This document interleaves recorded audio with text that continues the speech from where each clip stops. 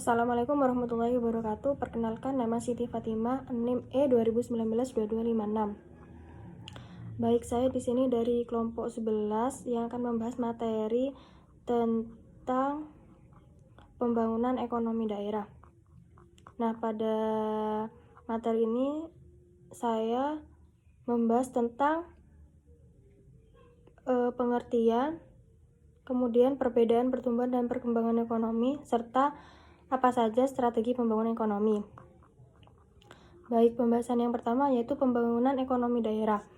Nah, pembangunan ekonomi daerah adalah suatu proses pengelolaan sumber daya yang ada di daerah yang dilakukan oleh seluruh masyarakat daerah, di mana pemerintah dan swasta bekerja sama untuk menyediakan lapangan kerja untuk berjalannya kegiatan perekonomian di suatu daerah. Nah, pembangunan daerah itu meliputi yang pertama lapangan pekerjaan, yang kedua yaitu pembangunan industri baru, dan yang terakhir yaitu ketiga perbaikan kualitas tenaga kerja untuk menghasilkan produk dan jasa bagi kebutuhan daerah.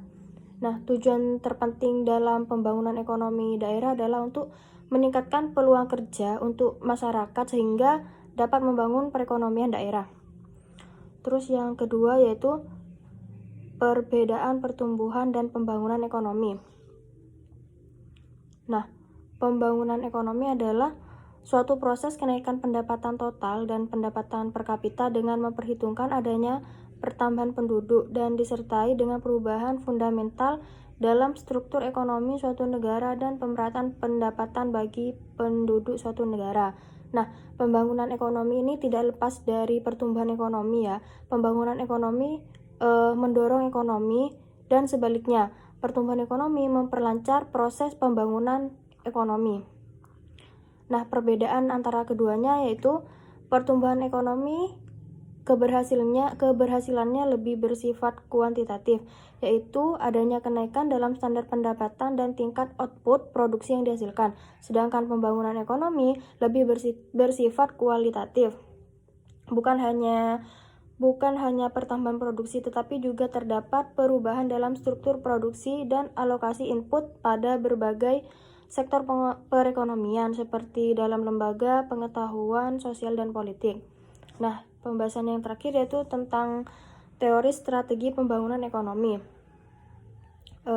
Strategi pembangunan ekonomi yang diarahkan untuk membangun Indonesia di segala bidang yang merupakan perwujudan dari amanat yang tertera jelas dalam pembukaan Undang-Undang 1945, terutama dalam pemenuhan hak dasar rakyat dan pencipta landasan pembangunan yang kokoh.